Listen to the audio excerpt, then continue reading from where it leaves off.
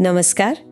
आज हम एक बहुत ही दिलचस्प विषय पर बात करने वाले हैं, the path to Christian maturity, यानी मसीही परिपक्वता का मार्ग। जी। इस किताब का या इस लेख का कह लें, लक्ष्य बड़ा साफ है।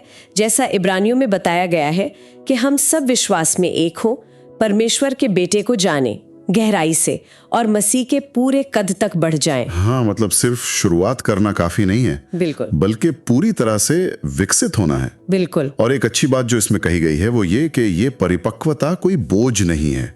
ऐसा नहीं कि नियम कानून लाद दिए गए हों, हाँ, बल्कि ये परमेश्वर का एक प्यार भरा बुलावा है।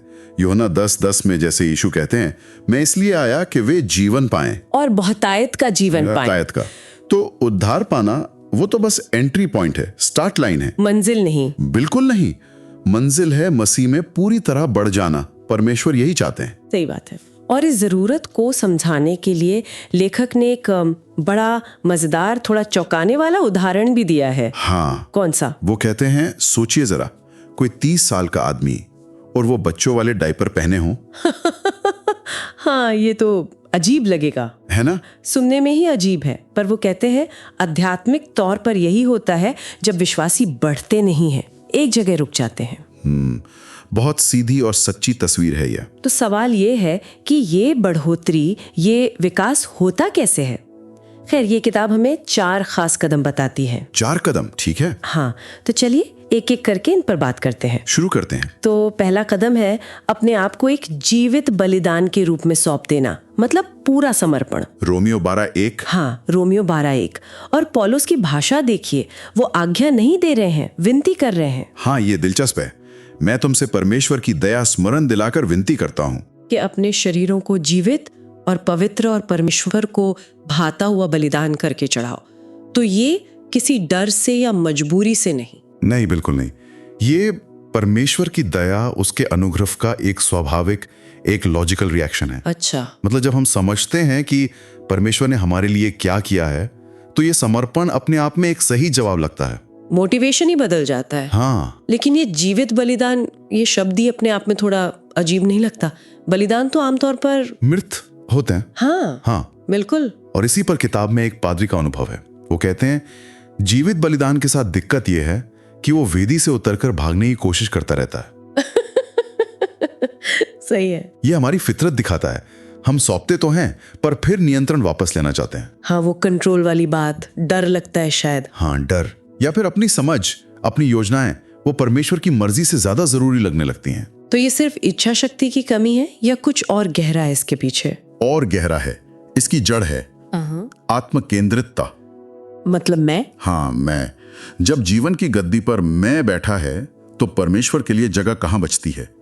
यूहन्ना 5:44 में यीशु का सवाल याद है? हाँ, बताइए। तुम जो एक दूसरे से आदर चाहते हो और वो आदर जो एकमात्र परमेश्वर की ओर से है नहीं चाहते, किस प्रकार विश्वास कर सकते हो? ओह, मतलब अगर हम लोगों की तारीफ, अपनी इमेज, इसी सब में लगे रहेंगे तो परमेश्वर की इच्छा पर ध्यान कैसे जाएगा?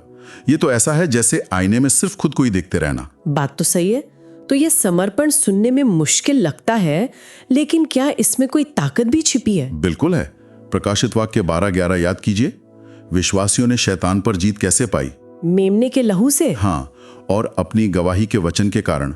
और उन्होंने अपने प्राणों को प्रिय न जाना। प्राणों को प्रिय न जाना मतलब जब हम अपने जीवन को, अपनी योजनाओं को, अपनी सुरक्षा को ऐसे कस के पकड़ना छोड़ देते हैं, तो डर का असर कम हो जाता है। अच्छा। हाँ, किताब यही कहती है कि सच्ची आध्यात्मिक जीत और आजादी इसी पूरे समर्पण से शुरू होती है। सुनने में उल्टा लगता है, पर सब कुछ छोड़ने में ही सब कुछ पाना है। ये तो पहला कदम हुआ, समर्पण। लेकिन सिर्फ जीवन सौंप देना काफी है? इसके आगे क्या? नहीं, काफी नहीं है। अगला कदम है अपने मन को लगातार नया करते जाना। मन को नया करना। हाँ, रोमियो 12 का दूसरा पद। इस संसार के जैसे ना बनो, पर तुम्हारी बुद्धि के नए हो जाने से तुम्हारा चाल चलन भी बदलता जाए। अच्छा, बुद्धि का नया होना। हाँ, और यहाँ जो यूनानी शब्द इस्तेमाल हुआ है बदलता जाए के लिए, वो है मेटामॉर्फो। मेटामॉर्फो। हाँ, जिससे अंग्रेजी का मेटामॉर्फोसिस बना है, काया पलट। काया पलट। जैसे तितली बनती है। बिल्कुल, लेखक यही उदाहरण देते हैं। इल्ली पंख लगाकर उड़ने की कोशिश नहीं करती, वो तो बदल जाती है। हाँ, वो एक प्रक्रिया से गुजरती है, पूरी तरह बदल जाती है और फिर उड़ना उसके लिए स्वाभाविक हो जाता है। परमेश्वर का वचन हमारे मन के साथ यही करता है। ये सिर्फ बाहरी बर्ताव बदलने की बात नहीं है, ये अंदर से सोच बदलने की बात है, या नजरिया बदलने की। बिल्कुल। पर ये बदलाव होता कैसे है? क्या ये हमारी अपनी मेहनत पर है? हमें जोर लगाना पड़ता है? यहाँ मरकुस 4:28 बहुत दिलचस्प बात कहता है। पृथ्वी आप से आप फल लाती है। आप से आप? हाँ, पहले अंकुर, तब बाल, तब बालों में तैयार दाना। और ये जो आप से आप है, इसके लिए यूनानी शब्द है ऑटोमैटोस। ऑटोमैटोस? हाँ, जैसे ऑटोमैटिक। एग्जैक्टली, स्वचालित रूप से। अरे वाह! इसका मतलब है कि परमेश्वर का वचन, जिसे एक पत्रस में अविनाशी बीज कहा गया है, जब वो एक तैयार दिल में बोया जाता है तो वो अपना काम खुद करता है। हमें बस उसे ग्रहण करना है। हाँ, उसे ग्रहण करना है, उस पर सोचना है, उसे मानना है। फल उगाना वचन का काम है। ये तो बड़ी राहत की बात है कि ये ऑटोमैटिक हो सकता है, लेकिन क्या इसमें कोई रुकावटें भी आती हैं? बिल्कुल आती हैं। उसी मरकुस अध्याय 4 में आयत 19 में यीशु चेतावनी भी देते हैं। किस बारे में? वो कहते हैं कि दुनिया की चिंताएं, पैसे का धोखा और दूसरी चीजों का लालच, ये सब उस वचन के बीज को दबा देते हैं। मतलब उसे बढ़ने नहीं देते। हाँ, और फिर वो फल नहीं ला पाता। तो किताब हमें सावधान करती है कि देखो, समर्पण तो जरूरी है, पहला कदम है, लेकिन अगर मन लगातार वचन से सींचा नहीं जा रहा, बदला नहीं जा रहा, तो हम भटक सकते हैं। हाँ, बिना नए मन के वो समर्पण शायद सिर्फ दिखावा रह जाए, या हम मेहनत तो करें पर गलत दिशा में। ठीक है, तो जीवन समर्पित है, मन भी वचन से नया हो रहा है, लेकिन इस रास्ते पर चलने के लिए हिम्मत कहाँ से आएगी, ताकत, खासकर जब मुश्किल हो? क्या ये सब हमें खुद ही करना है? नहीं नहीं, बिल्कुल नहीं। और यही तीसरा कदम आता है। तीसरा कदम क्या है वो? पवित्र आत्मा की सामर्थ्य पर निर्भर रहना। ये हमारी अपनी ताकत की बात नहीं है, ये दैवीय शक्ति की बात है। अच्छा। यूहन्ना 16:7 में यीशु ने अपने चेलों से एक बड़ी हैरान करने वाली बात कही थी। क्या कहा था? उन्होंने कहा, मेरा जाना तुम्हारे लिए अच्छा है। सोचिए जरा। यीशु का जाना अच्छा है। हाँ, क्योंकि यदि मैं ना जाऊं तो वो सहायक तुम्हारे पास ना आएगा।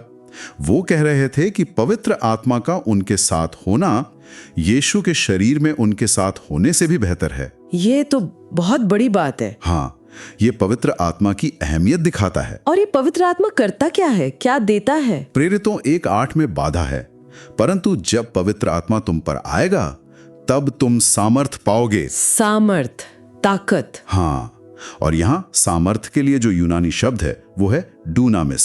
डूनामिस जी, जिससे डायनामाइट जैसा शब्द बना है। ओह, मतलब विस्फोटक शक्ति। ये कोई मामूली ताकत नहीं, ये अलौकिक चमत्कारी शक्ति है। तो किताब इसी पर जोर देती है कि मसीही परिपक्वता ज्यादा कोशिश करने से नहीं आती, बल्कि पवित्र आत्मा पर गहराई से निर्भर होने से आती है। अपनी ताकत छोड़कर उसकी ताकत में चलना। इसे समझने के लिए कोई उदाहरण है किताब में? हाँ, लेखक एक कार का उदाहरण देते हैं। कार कैसे? एक कार दिखने में कितनी भी बढ़िया हो, एकदम नई चमकदार, लेकिन अगर उसमें पेट्रोल या डीजल नहीं है तो वो चलेगी नहीं, 1 इंच भी नहीं। बिल्कुल, पवित्र आत्मा हमारे आत्मिक जीवन का ईंधन है, फ्यूल है।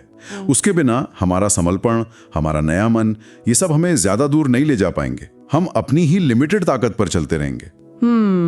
ये बात समझ आई।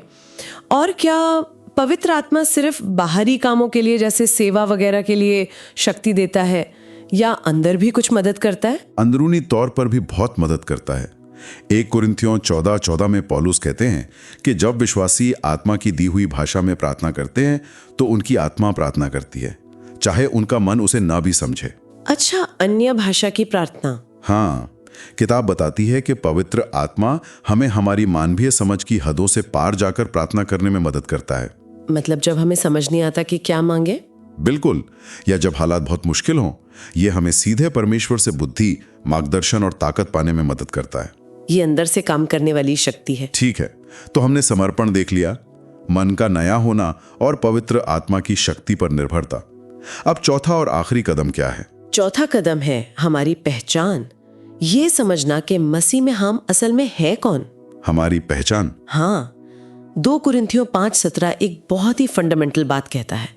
सो यदि कोई मसीह में है तो वो नई सृष्टि है। नई सृष्टि, पुरानी बातें बीत गई हैं, देखो सब कुछ नया हो गया है। और ध्यान दीजिए, ये भविष्य की बात नहीं है, ये अभी की सच्चाई है। बिल्कुल। जिस पल कोई मसीह पर विश्वास करता है, उसी पल वो परमेश्वर की नजरों में एक बिल्कुल नई रचना बन जाता है। नई सृष्टि, इसका मतलब क्या है? क्या हम एकदम परफेक्ट हो जाते हैं, गलतियां करना बंद कर देते हैं? इसे समझने के लिए किताब पहला थिस्सलुनीकियों 5:23 का जिक्र करती है, जहां इंसान के 3 हिस्सों की बात है, आत्मा, प्राण और शरीर। आत्मा, प्राण और शरीर। हाँ, जब हम उद्धार पाते हैं, हमारी आत्मा तुरंत परमेश्वर के साथ सही हो जाती है, वो पूरी तरह नई बन जाती है, परफेक्ट। ओके। हमारा प्राण, जिसमें हमारा मन, इच्छाएं, भावनाएं आती हैं, वो वचन और आत्मा के जरिए रोज बरोज नया होने की प्रक्रिया में है, बदल रहा है। और शरीर? और हमारे शरीर का पूरा छुटकारा भविष्य में होगा, जब मसीह लौटेंगे। तो हाँ, हमारी आत्मा तो सिद्ध हो चुकी है, पर प्राण और शरीर अभी बदलने की प्रक्रिया में है। तो फिर हम अपनी इस नई सिद्धात्मा वाली पहचान को जाने कैसे, खासकर जब हमारी भावनाएं या हमारे हालात कुछ और ही बता रहे हो? लगता है कि हम तो वैसे ही हैं। अच्छा सवाल है। यहाँ याकूब 1:23-25 की बात काम आती है। वहां परमेश्वर के वचन की तुलना किससे की गई है? आईने से, शीशे से। हाँ, आईने से। वचन वो आईना है जो हमें दिखाता है कि हम मसीह में असल में कौन है, हमारी सच्ची आत्मिक पहचान। लेकिन हम तो अक्सर अपनी भावनाओं वाले आईने में देखते हैं। बिल्कुल, या अपनी पिछली गलतियों वाले आईने में, या लोग हमारे बारे में क्या सोचते हैं उस आईने में। हाँ। किताब के अनुसार परिपक्वता का एक बहुत बड़ा हिस्सा यही सीखना है कि हम उस आत्मिक आईने यानी वचन में देखें और उसके हिसाब से जिए जो परमेश्वर हमारे बारे में कहता है, ना कि उसके हिसाब से जो हम महसूस करते हैं या दुनिया कहती है। तो इसका मतलब है कि हमारी पहचान हमारे हालात पर या हमारी परफॉर्मेंस पर आधारित नहीं है? बिल्कुल नहीं। जैसा 1 यूहन्ना 4:17 कहता है, क्योंकि जैसा वह मसीह है वैसे ही हम भी इस संसार में हैं। जैसा मसीहा है वैसे हम हैं इस दुनिया में अभी। हाँ, ये एक क्रांतिकारी विचार है। हमारी असली पहचान अब हमारे कामों में नहीं, हमारी सफलताओं या असफलताओं में नहीं, बल्कि मसीह में है। और लेखक कहते हैं कि जब हम इस सच्चाई को पकड़ लेते हैं तो ये हमारे जीने का तरीका, मुश्किलों का सामना करने का तरीका, पाप पर जीत पाने का तरीका सब बदल देता है। हम हारी हुई मानसिकता से नहीं, बल्कि विजेता की पहचान से जीते हैं, क्योंकि मसीह हम में है। वाह! तो अगर हम इन चारों बातों को समेटें, समर्पण, मन का नया होना, पवित्र आत्मा की शक्ति पर निर्भरता और अपनी नई पहचान में जीना, तो ये मसीही परिपक्वता का एक पूरा रोड मैप बन जाता है। हाँ, एक नक्शा। हाँ, ये वो 4 खंबे हैं जिन पर परिपक्वता की इमारत खड़ी होती है। और ये याद रखना जरूरी है कि ये कोई एक बार का काम नहीं है। ये एक लगातार चलने वाली प्रक्रिया है, बिल्कुल एक सफर है। किताब में इसे समझाने के लिए अंतरिक्ष यात्री जिम इरविन का उदाहरण दिया है। जिम इरविन जो चांद पर गए थे? हाँ, वही। इरविन ने बताया था कि चांद तक जाने वाला उनका स्पेस शटल लगभग 90% वक्त अपने तय रास्ते से थोड़ा इधर उधर रहता था। 90% वक्त रास्ते से भटका हुआ? हाँ, लेकिन वो लगातार छोटे छोटे सुधार करके, कोर्स करेक्शन करके उसे वापस सही दिशा में लाते रहते थे। ये तो बड़ा रियलिस्टिक नजरिया है, मतलब गलतियां होंगी, हम भटकेंगे। बिल्कुल। आध्यात्मिक जीवन भी ऐसा ही है। हम शायद हमेशा एकदम सही रास्ते पर ना रहें, कभी पुरानी आदतों में फिसल सकते हैं या किसी एरिया में संघर्ष कर सकते हैं। लेकिन चाबी यह है कि हम परमेश्वर के अनुग्रह पर निर्भर रहते हुए लगातार सुधार करते रहें, पश्चाताप करें और वापस उसकी तरफ मुड़े, हार ना माने। हाँ, जैसे फिलिपियो 3:14 में पौलुस कहते हैं, निशाने की ओर दौड़ा चला जाता हूं ताकि वो इनाम पाऊं जिसके लिए परमेश्वर ने मुझे मसीह यीशु में ऊपर बुलाया है। ये एक दौड़ है, चलते रहना है। इन चारों बातों को ध्यान में रखते हुए समर्पण, मन का नया होना, पवित्र आत्मा पर निर्भरता और नई पहचान, इस वक्त हमारे जीवन में ऐसा कौन सा क्षेत्र है जिस पर परमेश्वर शायद हमारा ध्यान खींच रहे हैं? हाँ। ऐसा कौन सा कदम है जिस पर अगला फोकस करने की जरूरत महसूस हो रही है? बिल्कुल। शायद इस पर सोचना इस यात्रा में अगला कदम उठाने में मदद करे। बिल्कुल, ये एक अच्छा सवाल है जिस पर मनन किया जा सकता है।